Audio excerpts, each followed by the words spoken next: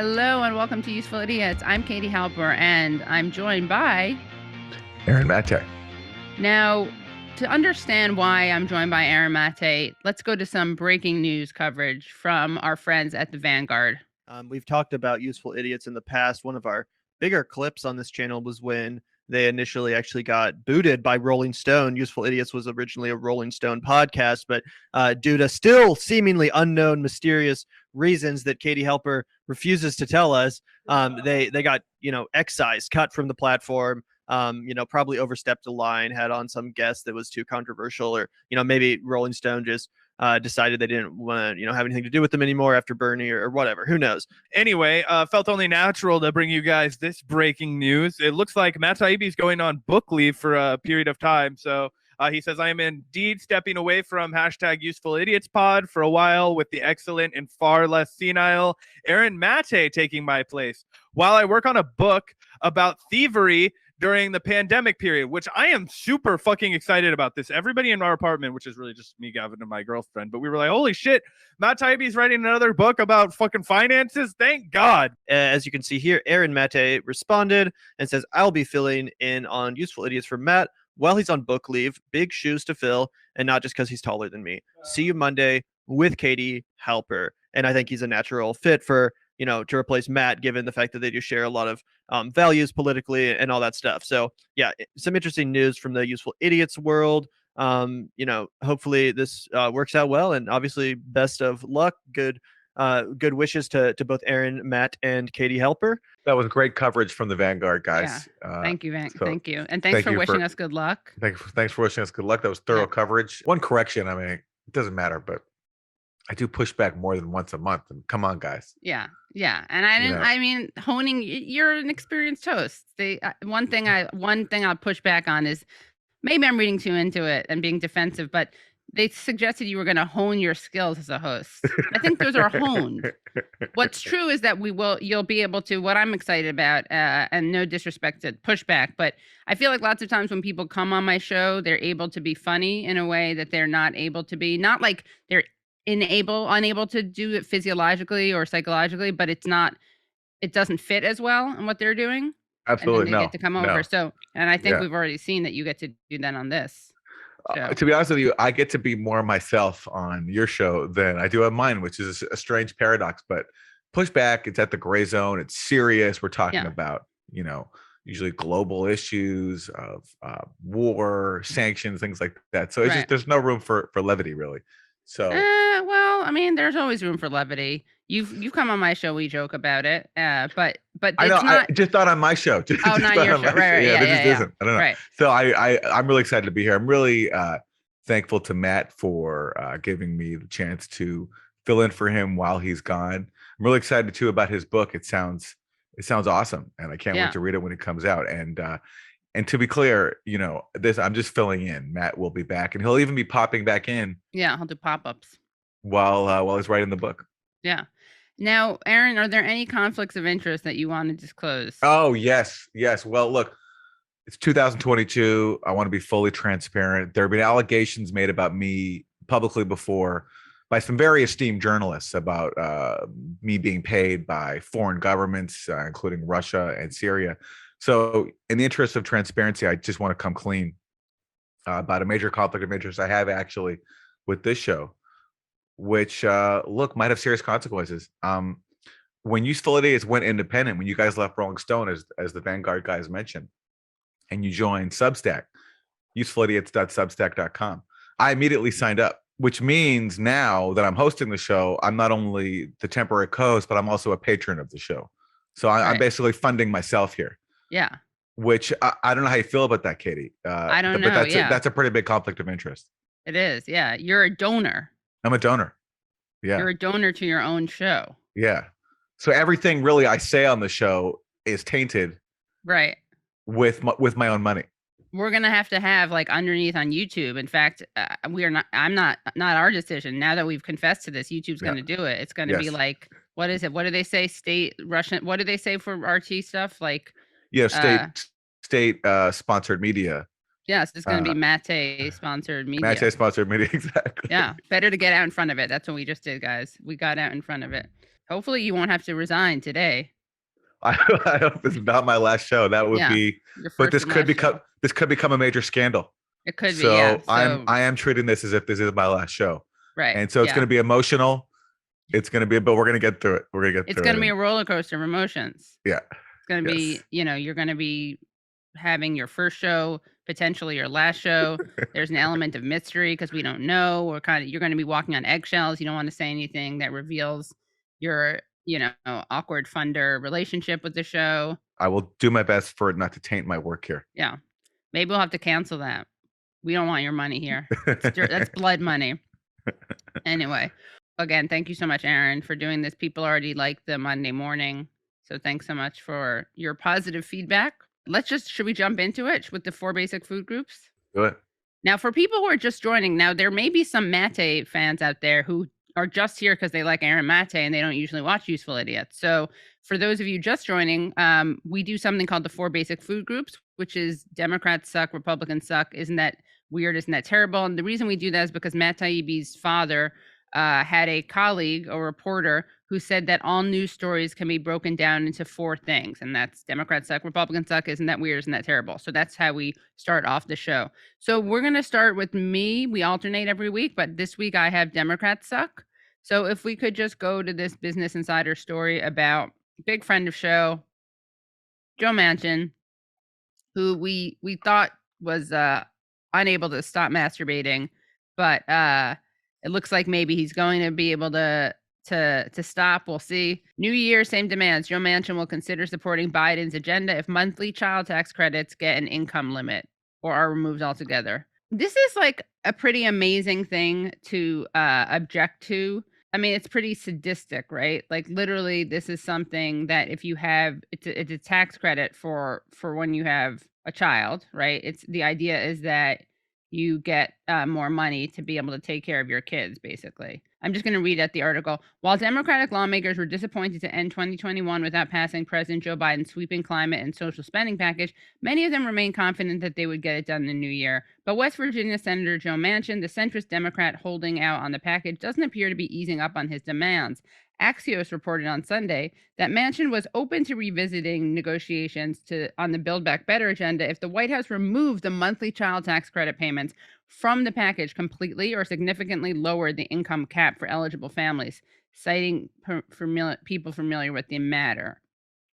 This is a demand Manchin has long held. The expanded child tax credit would allow parents who earn below a certain income to receive monthly payments of $300 per child under 6 and $250 for a child between 6 and 18 for another year. But the last payment went out in December and has yet to be renewed because of Manchin's resistance. He told his Senate colleagues that he believed Americans would abuse government benefits like the extended child tax credit and paid leave. And he said they would use it to buy drugs, and workers would abuse the paid family leave program in the legislation to get out of work and go on hunting trips.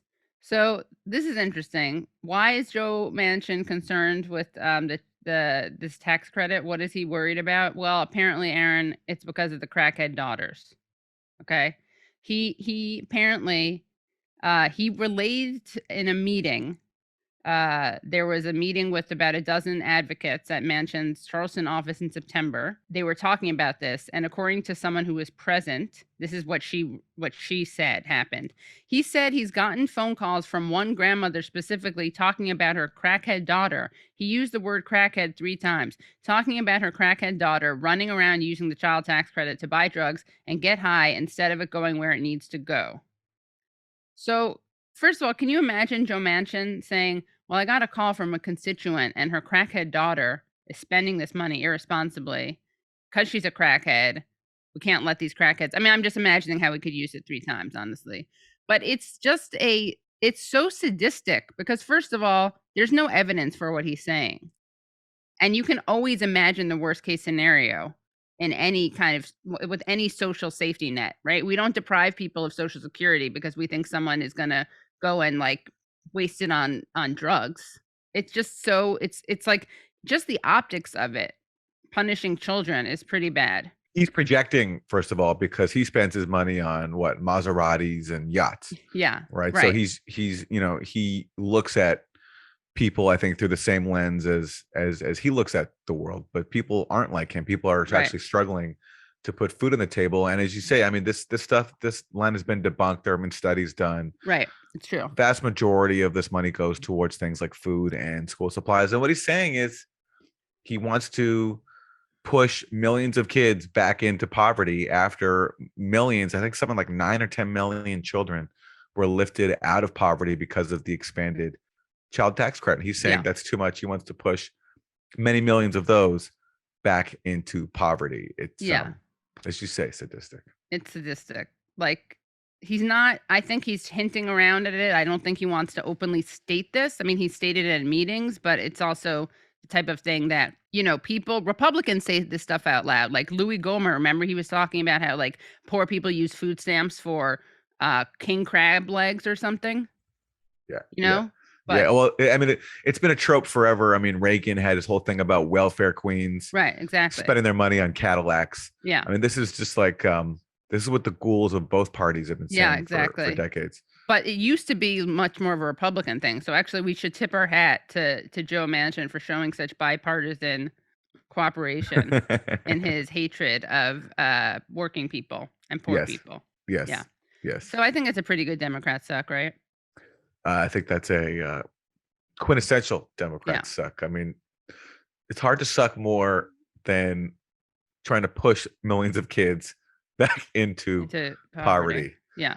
It's sickening. And now he's talking about, he's saying like, don't even ask me about Build Back Better anymore. We have other things to do. Yeah. It just shows what a farce the last however many months were of these supposed negotiations where the Progressive Caucus gave up the only leverage they had, which was to pair Build Back Better with the infrastructure bill. Yeah. Like Pramila Jayapal was saying, like, don't test us. Like we're not going to back down. And then they did back down. Yeah. Actually did test us. Yeah. Biden. So Biden did test you and they totally backed down.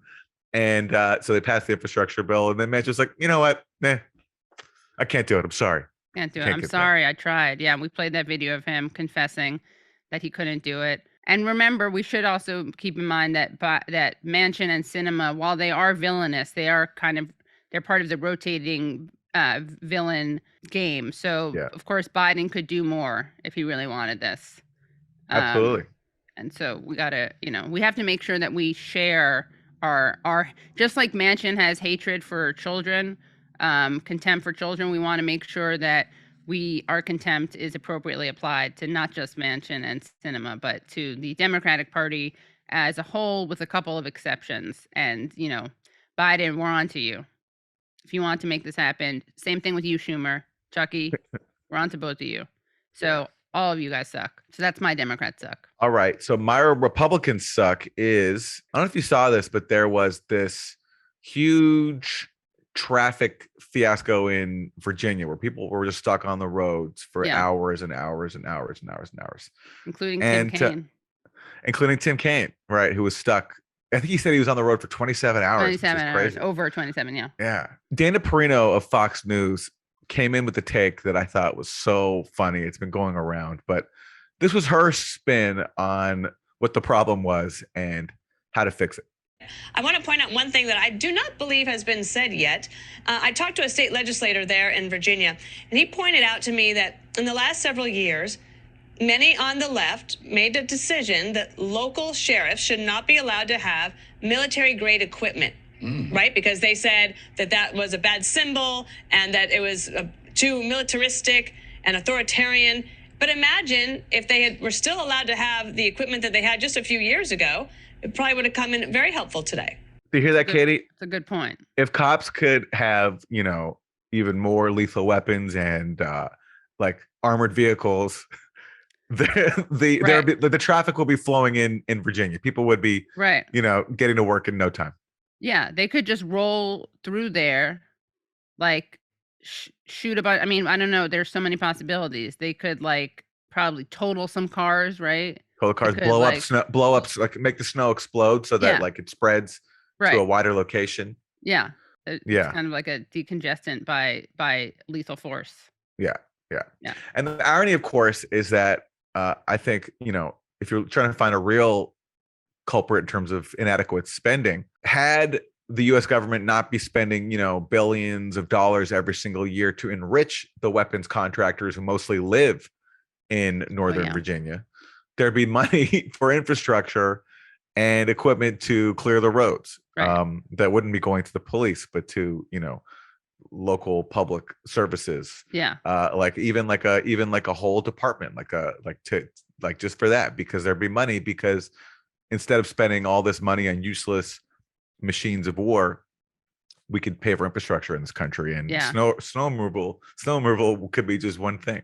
Right. And you, as a Canadian, apparently your people take care of this much oh more my God. efficiently. Well, I mean, in fairness to the US, I mean, Canada just gets more snow, with the possible exception of Vancouver, which is not as much snow as the rest of Canada. But yeah, I mean, in Canada, in like Montreal or Toronto, the big cities, if it snows, like there is a force. There is they are ready.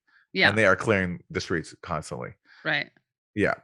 And Well, obviously you need that less here, especially in a place like Virginia. But just imagine the possibilities if all this money wasn't going to enrich the weapons contractors of Northern Virginia. They could be removing snow for the weapons contractors of Northern Virginia. Right, exactly. I like the idea. I mean, part of me is happy because I like the fact that, I mean, if this was a purely weapons contractor traffic lane, I'd be happy because they should be inconvenienced. It's a little bit of a low cost to pay. Yeah, honestly, possibly even some lives were saved. Like if this inconvenienced some CIA drone operators or something, or some other kind of shady intelligence operatives. Who knows? Maybe a drone attack wasn't carried out because the drone operator was stuck in traffic. We should start doing civil disobedience in the form of traffic jams in that area. Just slowing or just dumping snow. Just taking bags of snow and dumping it in the Northern Virginia highway. So it might save the world. It could, yeah. Okay, definitely a couple of people, a village or two. Yeah. All right. Well, that's our Republican suck. I wonder what her image of what they would do is. They could just blow up cars. Yeah, blow up cars. They could take battering rams to snow pileups. I mean, there's so many creative things you could do with military equipment and snow. Yeah. So that's our Republican suck. All right. Should we go on to Isn't That Weird? All right. So this is a typical, we've all been there. A woman strips down to her underwear to use her dress as a face mask at ice cream store in Argentina, and stunned father struggles to look elsewhere. This is the moment a fearless woman entered an Argentinian ice cream parlor in her undies because she wanted to use her dress as a face mask to be served. The bizarre scene was filmed in the city of Godoy Cruz in the western Argentine province of Mendoza at around 10:40 p.m. on January 1st. In the CCTV footage, a father and his 3 daughters are seen approaching the counter to place their order as the woman enters the parlor, apparently in her undies. I mean, I don't know why you have to say apparently because it's on video, but can we just see the video, Wilson, please? So for those of you just listening, the woman comes in. She's already not wearing any outer garment. She is wearing underwear and a bra, and she just wraps her dress around her face. And you see the father and his 3 daughters, who, by the way, dude, you got to thank you. His mask was under his nose. He just raised it above his nose. Now we see his 3 daughters are pointing to ice cream. They're playing it very cool. And during that moment, the woman leaves. They refuse to serve her. She was told to put on a mask. Apparently, some background actually is that she arrived there with 10 other people, all of whom did not have a face mask with them. Then she says, don't ask for my face mask. I'm putting it on. Then the group of friends were eventually able to buy 11 ice creams after someone managed to source a face mask. So, I mean, I think that this woman, I'm trying to figure out if this is a question of anti-mask activism or just resourcefulness or attempted resourcefulness that's kind of a fail. I think she's doing her best. I mean, obviously she's trying to comply. She was trying to comply. Yeah.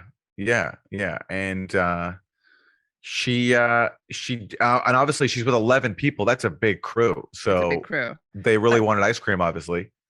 Yeah, and maybe she was the fall woman. But I gotta say, what they should have done is had someone who didn't go in donate an article of clothing for the mask.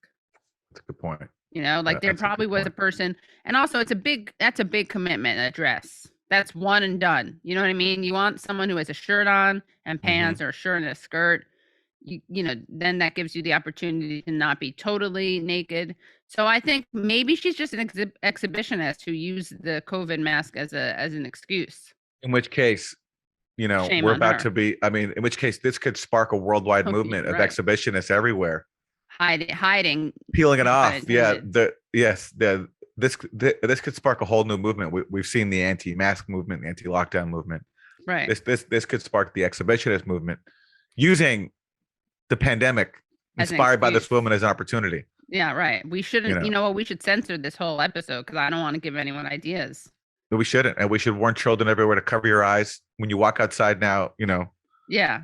They Keep need it locked. masks that cover the Yeah. whole face. Exactly. Yeah. Which Yeah. will lead to another pandemic of street injuries, people bumping into each other. Oh my God, Oh this my could be God, calamitous. this is terrible. This incident could spark dueling worldwide movements, you know, of exhibitionists peeling it off, and then of parents rushing to protect their children from having to see that. A rash of injuries, fights in ice cream parlors around the world. Yeah. I don't know, Katie. We all talk about what a scary time this is. I've We never been more consider alarmed this. than right now. I know. Yeah. I mean, Yeah. we should be grateful for how good it's been so far, because the whole exhibitionist ice cream fight dystopia hasn't come yet, but It's now we know not. it's coming. Oh my God, we didn't know how good we had it.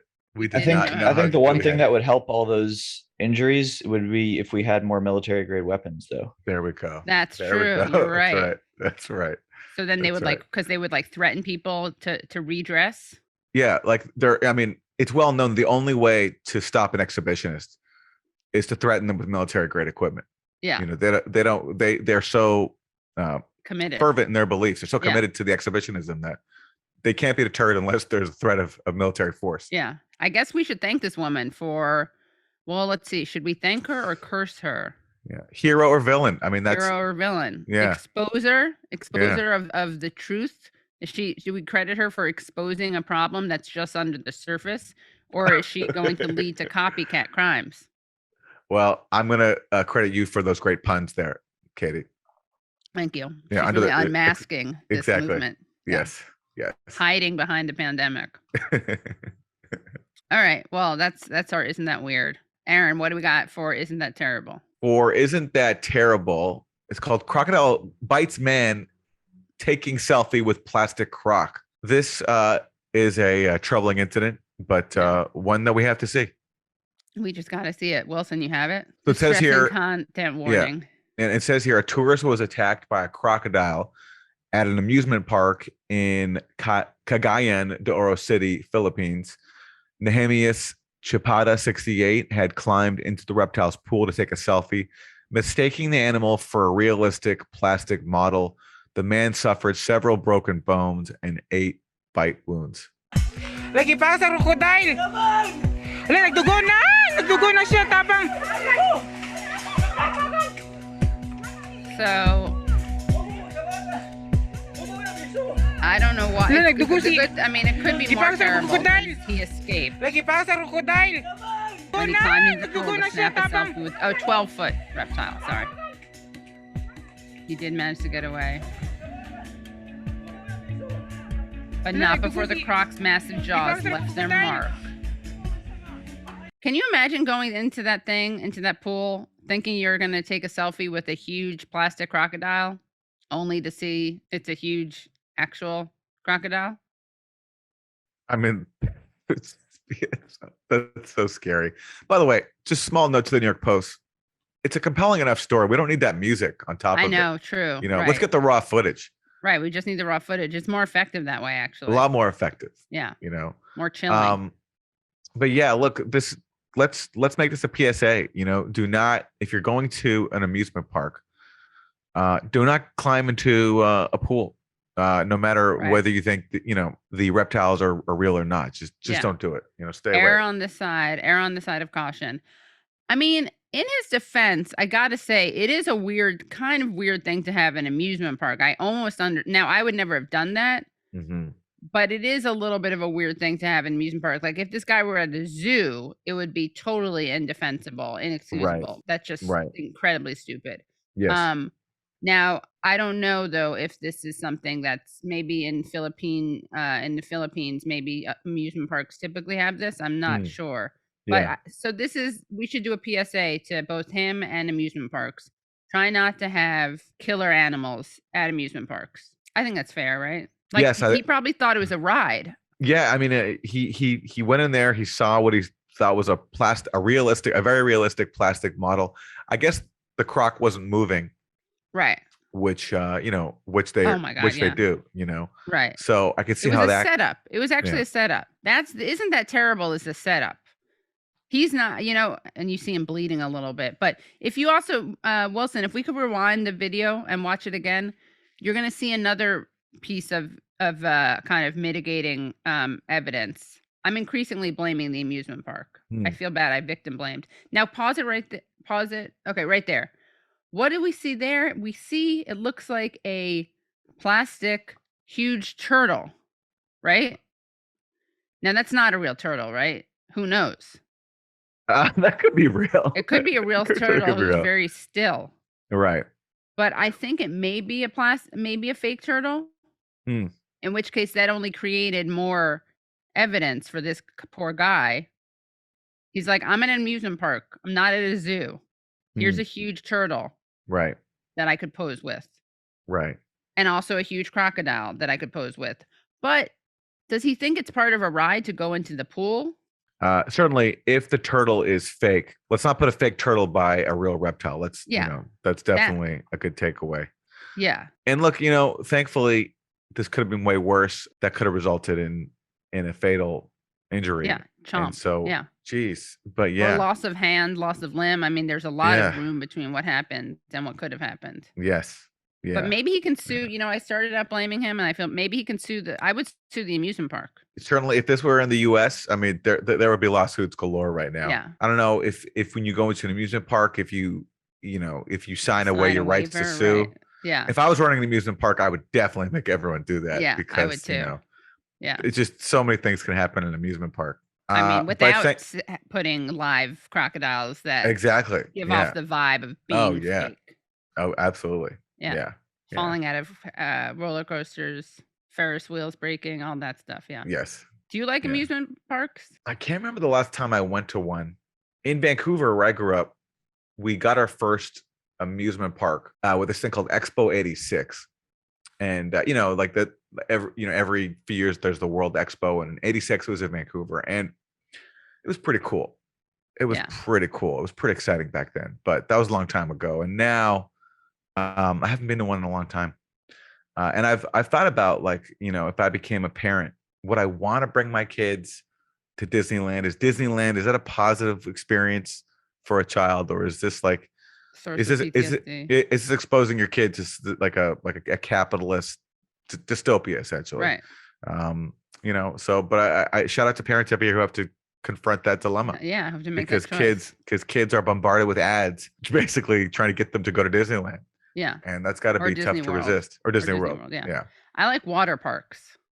Those are fun. Oh, sure. That's a great time. Lazy river, if you want to keep it chill. Absolutely. River that absolutely. With its current. A water park is a fantastic time. Yeah. Such a fun time. It's funny how that is different from amusement park. Yeah. Everything's better with water. Let's copyright that. Sell it that's a great mantra. Everything is better with water. Starting with your body, like your life system. Your body's better with water, because if you don't have water, then you're going to die. Yeah. So starting from that premise, everything is certainly better. Yes. Yeah, it is. It's much prettier. Have you been to the Russian baths? Of course. In New York? Of course. The yeah, of course. That's fun. Of course. I think that recently reopened. Oh, really? Yeah. Yeah. So that's for people who don't know. That's where you do the typical cold water, hot water. Yeah. So they have saunas and steam rooms. That's what they have. The cold water plunge that you can do. Then you can take a hot shower. It's the whole cycle. Yes. Yeah. Yes. It's supposed to be very good for you.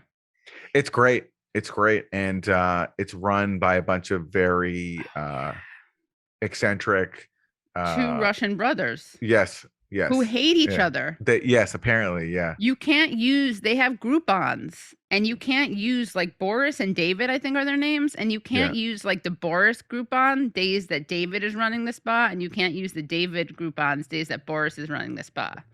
We should, I mean, I can't believe that they've been able to keep that business going despite that feud. And then the men, they hit each other themselves with like has a very weird like self-flagellating thing. Yes. Banya, I think it's called. So they're like twigs that you hit yourself with in the sauna. I mean, I've never done it. I've just me either. Yeah. But apparently it's it has some kind of I don't know. Yeah, well, I don't know what the impact is, but it's certainly very popular. Yeah. And Kate, I don't know how serious we get on this show, but if I could take a moment just to say, look, New Year's, winter's a hard time for people. And I'm being serious here. In my experience, when I've had low moods, like bad moods, I know what you're gonna depressive moods, going under a cold shower is really effective. There's like a book about it by a guy named Wim Hof, I think. Oh yeah, the guy who does the breathing stuff. Yeah, and I did it recently because I was in a really bad mood. And it wakes up some kind of life force inside of you. Wow. That makes that reminds your body, which has shut this part down because of your bad mood, that it wants to live and thrive. Right. And so doing that woke me up, and it got me out of a bad mood. So if you happen to unfortunately find yourself in a bad mood out there, try it out. Try going under some cold water in the shower.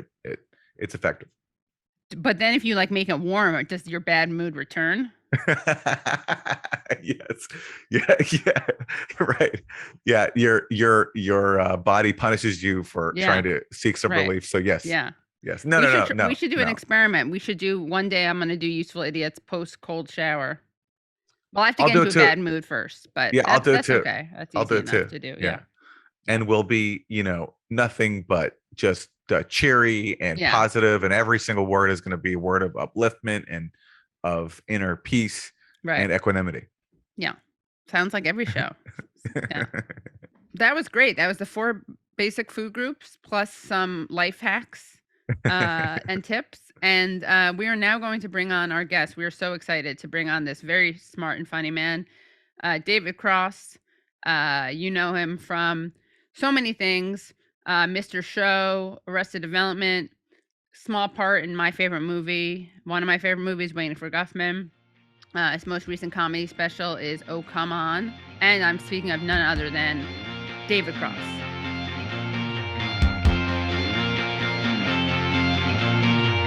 Aaron and listeners, do you own or rent your home? Sure you do. And I bet it can be hard work. You know what's easy? Bundling policies with Geico. Geico makes it easy to bundle your homeowners or renters insurance along with your auto policy. It's a good thing too, because you already have so much to do around your home. Go to geico.com, get a quote, and see how much you could save. It's Geico easy. Visit geico.com today. That's geico.com.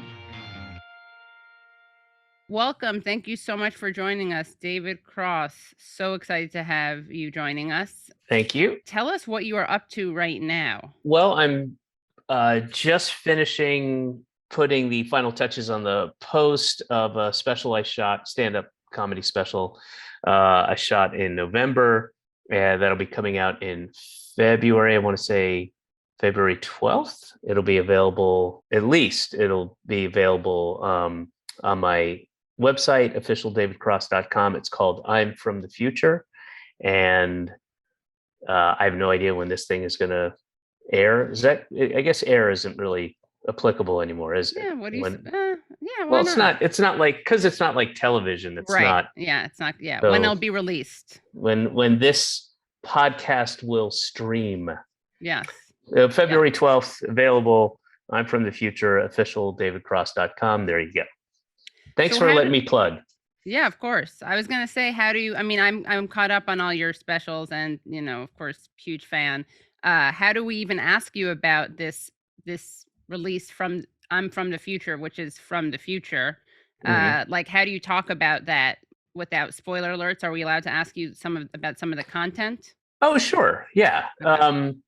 Well, I'll preface this by saying, and this should give you a bunch of information. So I was scheduled to go out on tour, and it would have been, like most tours I do, pretty extensive. What I have done the past 3 tours is I look at the calendar, I find a midway point. Let's say I do 80 shows. So around show 40, I look to find out where I am, doesn't matter where. And I go, okay, I'm going to tape the special there, because my act, especially if I'm doing it night after night, tends to evolve and grow. I don't just do the same exact stuff, and I build on certain bits. And the show midway through a tour is, roughly 25% different than the show that I started with.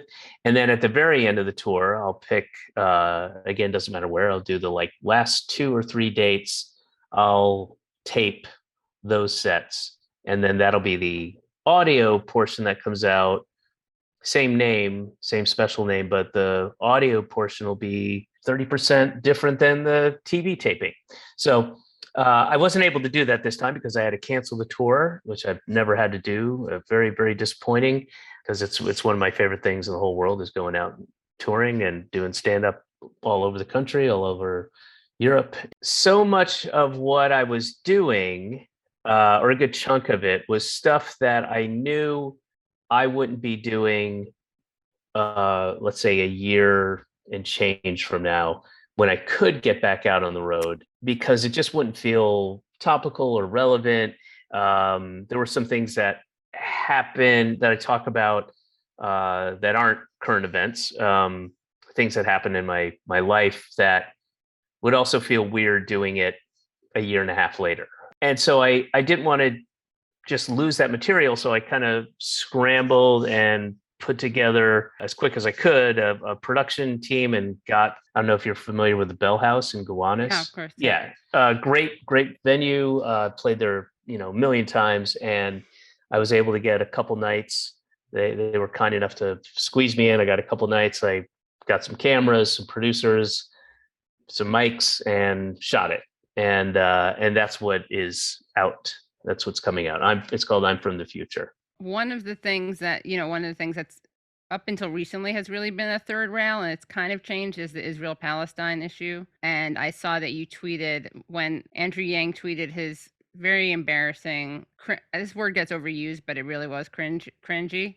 I'm standing with the people of Israel who are coming under bombardment attacks, and condemn the Hamas terrorists. The people of NYC will always stand with our brothers and sisters in Israel who face down terrorism and persevere. And then you replied to that, nope. Then you replied to that, seriously, fuck all the way off. So did you get, just like from your friends and family, do you get pushback on that issue? No, I mean, I would say almost 100% of my friends and family are pro human being and pro humanity, and aren't emotionally blinded to seeing something through one side. So most of my friends and family, and it's why I choose my friends, and why they choose me, and is that we can at least attempt to detach ourselves emotionally from a situation and see it in its totality. And also that was Andrew Yang being politically expedient, because he's running for mayor of a city with way more Jewish power than Palestinian power. And so that's why he did that. So that's also part of the fuck all the way off, because you're full of shit. And I bet if we sat down and had a conversation where there was no microphones and we were just in a bar and we had a couple beers, I bet you feel a little bit differently, and you would recognize the situation for what it is. But because you're running for office and you have to try to get as many people on your side as possible, you have to equivocate and you have to lie. That's what a politician does. They lie, they equivocate. Some do it better than others. Some, don't pander and still are successful. But that's what he was doing. And that was part of the reason I said that response. Also, I think the use of the word bombardment is pretty insensitive. And he's just full of shit. So that's why I said that. Yeah. And that was from May when Israel was literally bombarding. Yeah. And speaking of politicians who don't pander and who aren't full of shit, of course, I'm a Bernie. I appreciated your Bernie would have won line in your Yeah. latest special. Yeah, well, that came from conversations with my wife, who was a Hillary Clinton supporter in 2016, and then an Elizabeth Warren supporter. Okay, this is a safe space. Oh, I don't care. Also, whatever. I'm not tribal. I don't look at. I wouldn't vote for someone just because they were tick off whatever box you want to tick off. You know, I vote for philosophy and ideals. You know, I was way closer to Elizabeth Warren's ideals than I was Hillary Clinton's, who I do not. I mean, I just, I said what I said, and I, said it over the last couple specials, but I don't agree with many of her ideas, and I think, sadly and tragically and ironically, that for so many people who were Hillary Clinton supporters, who were anti-Bernie, Bernie Sanders policies, had they been enacted, would have increased equality and betterment of life for way more women than Hillary Clinton's would have multiplied by 15. So that was it was frustrating to have those conversations with people who I think were a bit blinded by tribalism. And it's just too bad. Were you among those who thought that Bernie was a shoo-in? I was. I thought Bernie was for sure going to take it, and I was like, being cocky. Yeah. On the eve of the 2020 primary, I was really cocky. Oh yeah, and it was pretty humiliating. No, I did not. I don't even think I allowed myself to be buoyed by hope, and but that's another thing that I think is successful for myself in the way that I approach all aspects of life. Is I don't have, my highs aren't that high, my lows aren't that low, which is good because I can be very low and get very low quite often. But if I don't get too excited about that stuff. And who knows, if he had won the primary, I might have for the first time. I also do believe, without a doubt, without any hesitation, again, it's a hypothetical, we'll never know, but all logic tells me that he would have been a landslide over Trump. And I think Hillary Clinton was, the machine was in place, and they made some, obvious, blatant mistakes that Bernie Sanders never would have, or other nominees for that matter, people I didn't necessarily care for, but I don't think they would have made the blatant, egregious mistakes that the Clinton campaign did. Yeah, it's funny that you said times. And also there's no baggage. There's like that. There was that one thing they tried to stick on him about the other house, and then his wife's. There was the other house, and then there was his wife's management of the university. University thing. That was it. That's all they had. And a fancy jacket. He had an expensive jacket that it turned out. Because I remember when I saw that, I was kind of like, "Who cares? Who cares?" Yeah. But I was like, I couldn't imagine buying a fancy jacket. I imagined him being like, "That's ridiculous. Like, I'd never, it's absurd to spend that much on a jacket." And then it turned out that it was a gift from his son, who worked at now again, this doesn't matter, but it was kind of funny because I was like, that's not the Bernie I know and love. Not that it would have mattered, but it's just, that's all they had. It never stuck. And that's all they have. And Hillary Clinton had lots and lots and lots and lots and lots of baggage. Yeah. They tried to get him for not siding. They tried to get him for not siding with the Contras. That was amazing when the New York Times did a deep dive about how he had sided with. Oh yeah. Well, and they found some footage from like some kinescope or something. Yeah, from that too, 1978, where he's like, communist or whatever. And I mean, it just like was a joke. But yeah, I definitely, as someone who identifies as a feminist, was very much part of the kind of thinking that you described earlier, which is that Bernie's fight for 15, like just the fact that he supported raising the minimum wage, which obviously affects women and people of color disproportionately, just one example. And Oh, it's just like, one that's of the many. feminist position. Yeah. Yeah. Yeah. One of many. Yeah. It was frustrating and disappointing, and it was just tribal. It's stupid. I think there's a lot of investment in one person's journey also.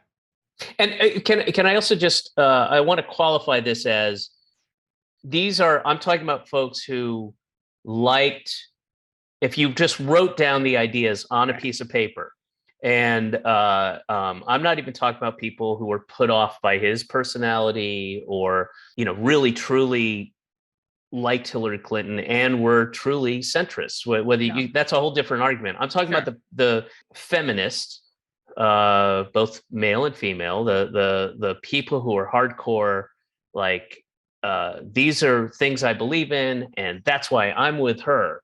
And it's that section of people. If you believe in centrist policy, then this argument doesn't apply to you at all. Right. I'm just talking about the people who are like, I want to do, we need a female president, and the best thing for women is, this. And I think they're just tragically, sadly wrong. And it's too bad. And a probably once in a lifetime, several generation opportunity to do all the things, or at least some of the things that you wanted to do for women and children and people of color, was missed because of that. That's what I'm talking. I'm talking to that audience, which is I'm not talking to the people who are like, yeah, I'm a social liberal and a fiscal conservative. Those people, okay, that's fine. Then you you went the right way. Right. Then it makes sense that you go, well, breaking up the banks and racism, no. The most criminal thing she said, probably.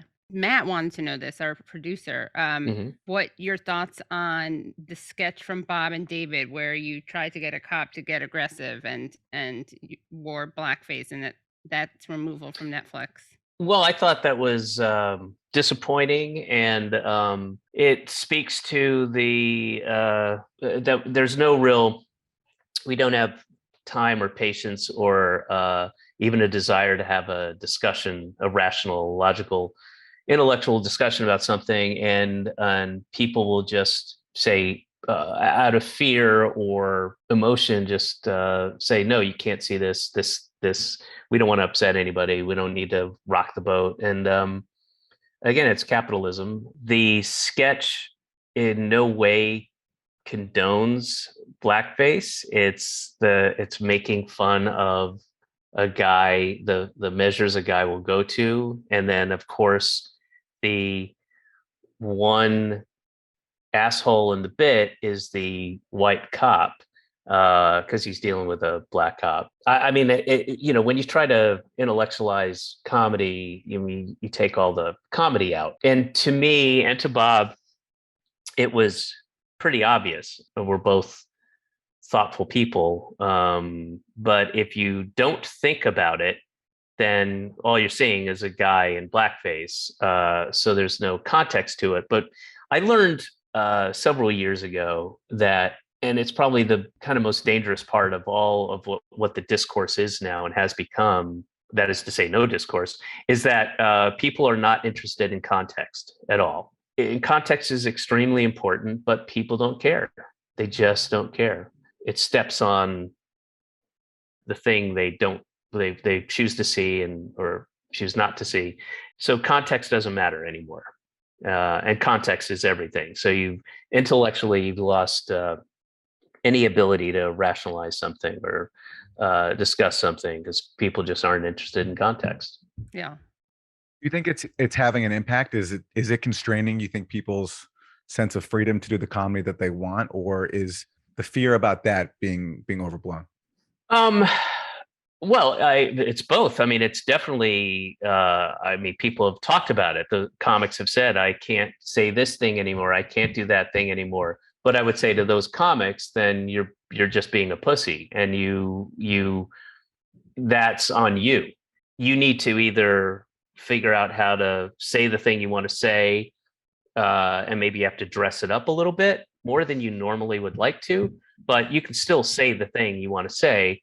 If you piss people off, and look, I'm saying this as somebody who said a lot of controversial stuff that people don't agree with, people get upset with, but outside of a handful of jokes that, I did a while ago, I can justify everything by every joke I make. You don't want to justify on stage. That's just a waste of time and it stops being a comedy show. But that's part of what stand-up can be, is you do your bit and you, through humor and through showing hypocrisy or ironies or whatever, you can show examples of what you're talking about. So you can, if you're a good comic, you can figure that part out. If you can't defend something, then that's on you as well. But to those comics who are like, I can't make fun of, stupid bitches anymore. I'm like, well, okay, that's maybe figure out a way to maybe different language or something, or maybe approach your joke from a different way. What canceling is only if, and again, what I'm talking about applies strictly to stand up, because obviously our sketch was canceled. They took the entire episode off. Initially they were going to carve that little sketch out, but they just took the whole episode off, said, you can't see this because there's a guy wearing blackface. Too bad, but that's capitalist society, and Netflix doesn't want to made a choice, like, we'd rather not deal with this controversy, and we're just going to yank it. Yeah. That's their choice, their business. Even though it's critiquing racism. I mean, that's what, so it doesn't matter. Context doesn't matter. So frustrating. Context doesn't matter, Katie. There's a guy in blackface, people got upset, and they said, okay, and that means everybody else who might have less of an emotional response or can get past that emotional response and see the underlying meaning in the sketch, they're the ones who suffer, because you just don't get to see it now because other people didn't care about the context or refused to hear the context. I wonder if, because you've made so much fun of Republicans, that helped you not become like a cause célèbre for Republicans after Netflix removed the sketch. Oh, you mean like they didn't defend his? Yeah, they didn't like come to the defense of David Cross, victim of cancel culture. Yeah. I honestly think it just didn't register, and it didn't have, and they removed it pretty quickly. I mean, this thing, people spotted it or mentioned, because it was out for a long time before somebody bitched about it, and they removed it very, very quickly, like within 36 hours of people going, hey, this is, did you see this? This is an outrage. Cancel David Cross and Bob Odenkirk. And so before it really had a chance to, because there's outrage every 24 hours, there's a new outrage over something somebody said. And so it just never really stuck. And the show wasn't a huge cultural phenomenon and had been around obviously for years. So they just yanked it, and that didn't really stick. And I think people just moved on to, other things that were equally as outrageous as that sketch, like trying to overthrow the government or something like that. Well, equally as important as that question, that event, is it findable, that sketch? I don't know. I would imagine somewhere. I don't know. Someone has it. I mean, it's not anything I'm going to fight for. I put out a statement. They, various people asked for a statement. I put something out. I cleared it with Bob, and Bob's like, that's great. Put it out there. And I put it out, and that's out somewhere. I don't know. I just don't keep track of that stuff. And I heard that for this tour, for this special, you did a bunch of warm-up shows in Brooklyn at which you asked your fans to give you feedback during the shows. I'm wondering how that went. Well, it's not during the show, but yes, the way I've put the last two tours and what would have been this tour together is I have these shows that I do where it's just called shooting the shit, seeing what sticks. And I go up there with ideas because I'm starting fresh. I've burned all my material on the last tours, the last special, the last audio. Maybe not all of it. I have a few bits that I dropped along the way that I have in my back pocket that I can work on, but mostly starting from scratch. And I have these ideas and a notebook, and I go up and smaller venues at first. I usually do Union Hall in Brooklyn.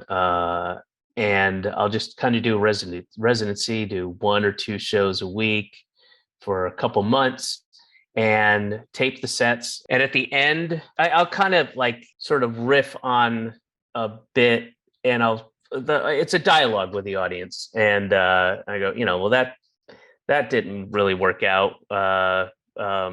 There's some bits that obviously need work on. Some bits are pretty much there when you start it, and some bits like change dramatically. It's just the approach to maybe the point of view of the bit I'm doing. And then once it kind of starts feeling like a thing, like, after a couple months, maybe like around 6 weeks in, and I start moving to bigger venues and I have less guests and I'm doing way more time, and it's starting like, here, I think we've got something here.